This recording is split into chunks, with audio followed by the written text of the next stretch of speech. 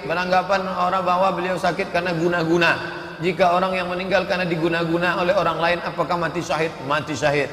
Orang yang kena santet mati syahid. Ada seorang ulama di Riau ini disantet kena busung, perut itu berisi air, sudah dikeluarkan berisi lagi, disantet orang, meninggal dunia.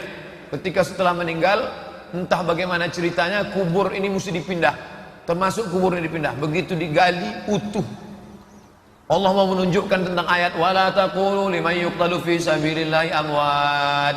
Jangan kau sangka orang yang mati fi sabilillah itu mati, bal ahya, mereka hidup walakin la tash'urun. Itu yang cerita itu langsung yang menengok. Saya tengok Ustaz Somad tak hancur, karena dulu sebelum meninggal dalam keadaan disantet perutnya, disihir orang.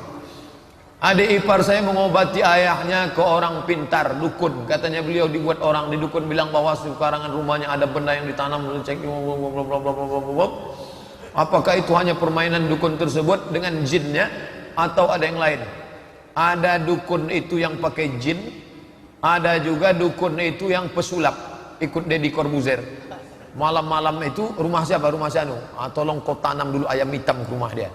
Malam-malam masuk anak buahnya, gali ayam hitam, besok baru tolong gali di sana. Kan ada kan? Itu dia tak pakai jin, anak muridnya disuruhnya duluan. Sama macam Dimas Kanjeng, tolong bawakan satu peti duit ke rumah si Anu. Besok malam tengok ada kan? Itu dia tak pakai jin. Orang aja bodoh, bonga. Nah, yang kedua pakai jin. Dia berkawan dengan jin, dipukulnya lantai. Apamu yang hilang? SIM saya hilang. SIM hilang, iya. Muncul SIM. Tengok, siapa yang bawa? Jin. Ada dalam surat Al-Jin, juz 29. Fariqum minal annahu rijalun minal insi. Ada sekelompok manusia ya'udzuna bi rijalin minal jinni, minta perlindungan jin. Fazaduhum rahaqa. Maka bapak-bapak, ibu-ibu, adik-adik yang dulu mbahnya, kakeknya ada hubungan dengan jin, sekarang jinnya datang, minta mandikan keris, minta bawakan air 7 sumur, minta itu, minta ini, minta ayam hitam, minta telur angsa, segala macam. Jangan penuhi. Banyak-banyak berzikir, banyak-banyak baca maksurat, baca doa, lama-lama dia tak tahan, dia pun pindah. Dia cari yang lain, dia cari majikan baru. Saya tak suka dengan cara adik saya mengobati ayah dengan pergi ke dukun, karena itu termasuk syirik. Bagaimana menasihati adik saya, Pak Ustadz? Wahai adikku yang pakai dukun, man ata kahinan, siapa yang datang ke dukun, fasaddaqahu bima yaqul, percaya kepada ucapan dukun, falam tuqbal lahu salatun arba'ina yauman, tak diterima salatnya 40 hari 40 malam. Man ata kahinan, siapa yang berdukun, fasaddaqahu bima yaqul, percaya pada ucapan dukun, faqad kafara bima unzila ala Muhammad, kafirlah dia. Ijtanibu as-sab'al mubiqat, jauhilah 7 dosa besar. Pertama asyirku, yang kedua as-sihru, sihir berdukun. Udah, potongkan video ini, kasih ke dia. Bolehkah menikah dengan adik ipar, Pak Ustadz? Wa anta jama'u bainal ukhtaini. Jangan kamu gabungkan dua orang yang adik beradik, menikah dengan kakaknya, habis itu nikahi pula adiknya, haram hukumnya. Tapi kalau kakaknya meninggal, dinikahi adiknya. Namanya tukar tikal apa tukar bantal apa tukar guling?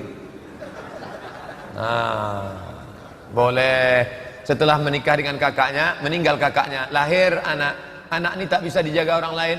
Nanti kalau nikah bapak dengan orang lain, sekejam-kejamnya ibu kota, lebih kejam ibu tiri.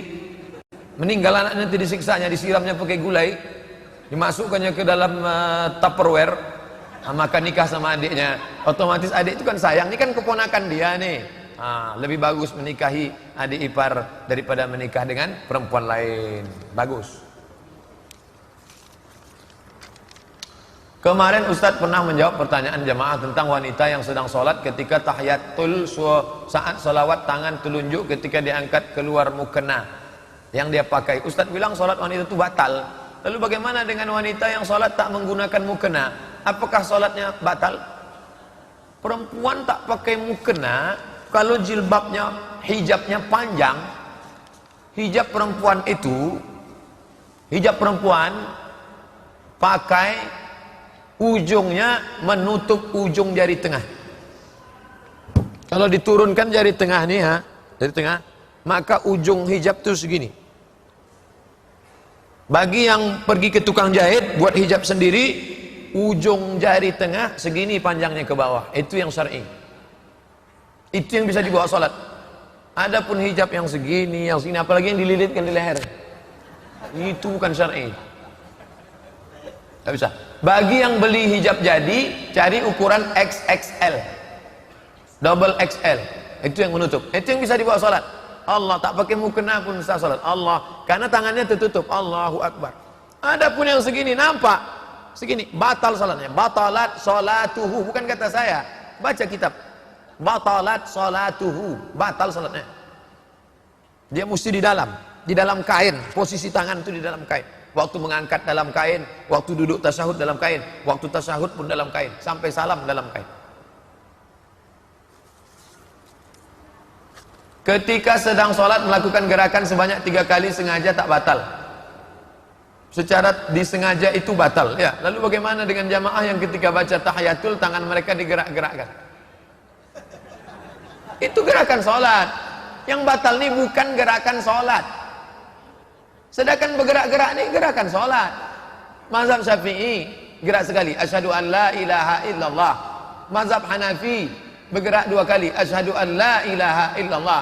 Mazhab Hambali bergerak setiap lafaz Allah. At-tahiyatul barakatuh salawatu thayyibatullah assalamualaikum ya nabi wa rahmatullah assalamualaikum wa ala ibadillah asyhadu an la ilaha illallah. Sedangkan Maliki bergerak dari awal sampai at-tahiyatul barakatuh. Ini gerakan sholat. Yang membatalkan itu gerakan yang bukan gerakan sholat. Lalu tak boleh. At-tahiyatul itu bukan gerakan sholat. Gerakan sholat. Lu dengar, lu pahami baik-baik.